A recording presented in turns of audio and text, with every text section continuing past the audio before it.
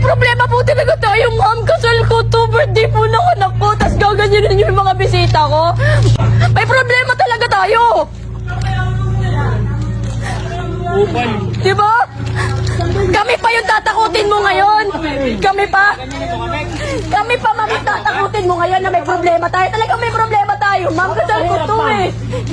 Hindi tayo makakalimutan Birthday ng anak ko to. Okay na anak ko. Diba? Okay na. Tara na. Re-refund 7,000. Yung nangyari dito sa resort sa kasal ko sa ano ko. 25,000. Makikiusap ako hanggang 10,000. 10,000 binayaran niya ko para lang yan. 20,000 yung pabili. Kahit na, Bi. Mababayaran ba niya yung nasirang araw ko, Bi? Sinira niya yung araw eh.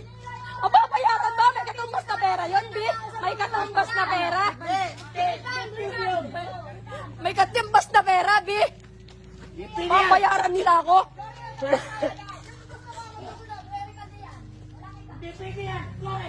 Pera nila kami.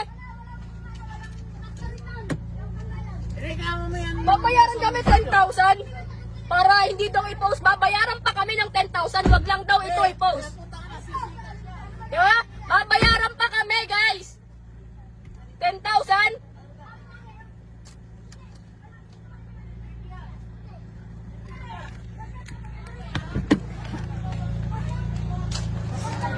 ₱10,000 para dito sa araw na nasira ako. Nasira niyo po, ma'am. Ma'am, 10,000 babayaran niyo po kami. 10,000 babayaran niyo po kami. Wag lang po namin i-post yung video. Oo. 10,000? Sinira yung kasal ko, sinira yung birthday ng anak ko, sinira yung kasiyahan natin. Apakagaling naman. Apakagaling. Hindi pa file na.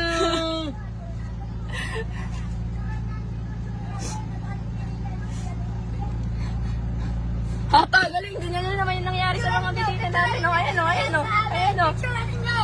Ipadala ko kay Tolpo. Gusto mo? Yeah! Amen. Ayan yung nangyari o. Ayan. Yung kabaysan ko, pare. Pasensya na sa inyo. Ito po yung kanilang ano. Hindi ko susundin. Yung kanilang resort. Ayan, yan ang pangalan ko. Ayan. Ayo. Okasyon. Kanina nga po nandito, tulog yung anak ko, pinatay niyo po yung aircon. Hindi ko pinatay yung dito. Nandiyan po, may mga si nanay, sarado po yung CR. Ano nga ganun? Diyan, kung sino nagtakong CR, iba tinanong mo sa ako. Kaya sinabi mo yan, sinabi ko rin po sa ako. Hindi kayo pinasira ko dati. Babayaran nyo. Oh. Pero kung ang kontrate hanggang bukas yun. Walang problema, walang problema. Ay, paano magkakapag hindi mawawala ng problema? Ay, ganyan na, nandito ang style ninyo, di ba? Ito po ang kausap ko, hindi na nga ko yung hininga ng security. Yun nga po, siya nga po nakausap ko Kami po lahat Kung nababastos bisita din siguro dito. taga Rizal, ginagalang po namin dahil po iba tanda kapatid ng nanay namin. Pinatayan niyo po kami kayo ng aircon. Kinuha niyo pa po yung remote. Ayan po. Di ba ma'am, kung kayo na walang gamit doon, charge namin sa inyo. Kayo Tingnan niyo po, hindi pa po kami nakakapag-check out. Pumasok na po kayo sa loob ng kwarto ma'am. Tapos ganito po yung ginagawa niyo. Sige po ma'am, sige po. Opo, tito. Okay na. Wait lang. Tita, okay na.